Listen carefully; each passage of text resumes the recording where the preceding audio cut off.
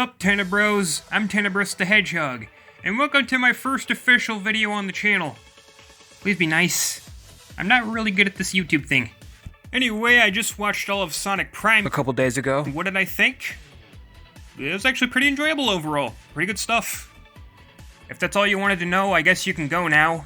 Thanks for stopping by. But if you'd like me to elaborate a little further, feel free to stick around. This isn't going to be the most in-depth review out there. I would like to avoid spoilers if possible, since it just came out. Although there might be some minor spoilers for episode 1, so if you would like to go in knowing as little as possible, I would at least go watch that first. But without any further BS, let's get this show on the road. So the show starts off in Green Hill Zone. Yes, because we haven't seen that countless fucking times before. Anyway, Sonic's rolling around at the speed of sound, collecting rings, you know, your typical Sonic fare. Also, Big the Cat's here. Seems like he's really been getting around lately. Fast forward a little bit, Sonic catches up with his friends in some cave. Also, Rouge is here for some reason, but we'll get to that. Anyway, Sonic and his friends are fighting against Eggman, as usual. Only this time he's after a magic crystal. No, not those magic crystals, that magic crystal. Eventually, Eggman gets a hold of it, but as he's picking it up, Sonic tries to stop him. Sonic's friends try to warn him against it, but it's too late, as what's in motion stays in motion. Sonic's attempt to stop Eggman results in him accidentally shattering the crystal, which somehow creates a multiverse. Kicking off this show's main theme, Dimensional Travel! Sonic ends up in multiple different worlds throughout the series, all having alternate versions of Sonic's friends. It's kinda like the Sonic Storybook series, only in this case it's themed after alternate realities as opposed to books. You have your high-tech dystopian future taken over by robots. So, you know, basically some Sonic CD bad future type shit. There's a jungle-themed world where everyone's all primal. And finally, there's a pirate-themed world. Yo-ho and a bottle of rum. The dystopian future is where Sonic ends up in episode 1 after his scuffle with Dr. Eggman. And this one's my favorite, honestly, since it's where all the most interesting characters are located, in my opinion. I especially like this world's take on Tails. He's basically Dr. Octopus from Spider-Man, and he calls himself Nine. Oh, I get it, like the nine-tailed fox. That's pretty clever, actually. There's also a cyborg version of Amy called Rusty Rose.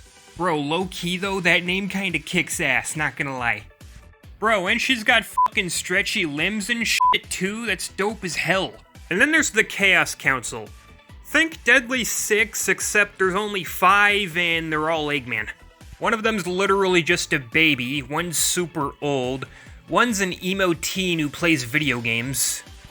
Huh, that's my kind of Eggman. One's a hipster named Dr. Deep, and finally there's Mr. Dr. Eggman, who kind of has a Jim Carrey thing going on. Wonder if that was intentional. Okay, so I said most of my favorite characters come from the dystopian world, but there is one exception to that, and that's the pirate-themed Knuckles, who also has a really cool name, but I'm not gonna get too into that since that's way later in the series. Anyway, I've gone on long enough about the alternate reality versions of these characters. What about the non-alternate reality versions?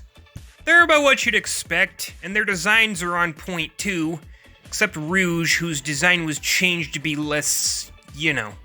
The show also has an entirely new voice cast, and I'd say they do a pretty solid job for the most part.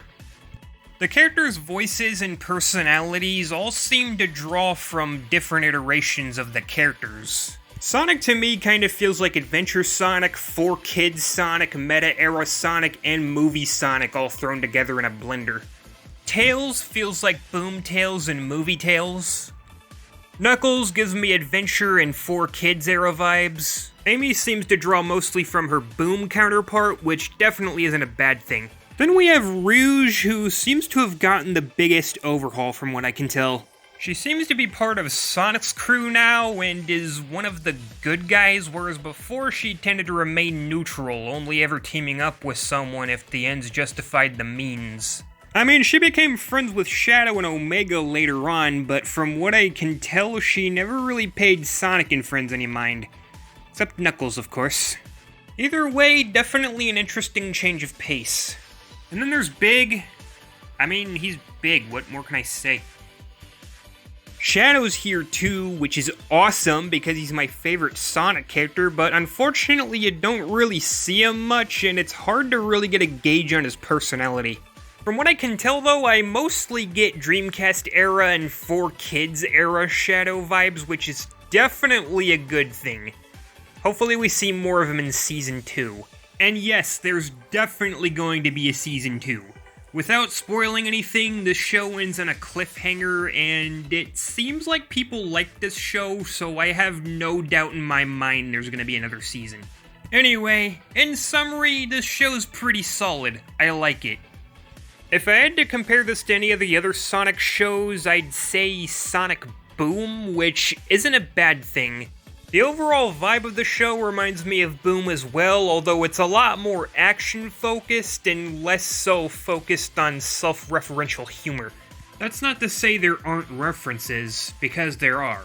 For example, the code to get into Tails' lab is 1992, a clear reference to 1992, which is the year Sonic 2 released, the game where Tails made his first appearance. And at some point in episode 2, a robot refers to Big as Denizen 1998, a reference to 1998, which is the year Sonic Adventure released, the game where Big made his first appearance. There's even parts in the show where they have 16-bit flashbacks. It's pretty cool. Man, you love to see it. I am definitely a sucker for that kind of stuff. The dystopian future also kinda reminds me of Sonic SatAM. I wouldn't say it's my favorite Sonic show, but it's a damn good one, and yet another example of why the past 3 years have been amazing for Sonic, with maybe 1 or 2 exceptions. And that's it for the video. Hopefully you enjoyed my first review on the channel. If not, understandable. It was kind of unstructured and all over the place, but I had a lot of stuff I wanted to talk about. Anyway, whatevs. Time to get my Tenebrissy the hell out of here. Peace.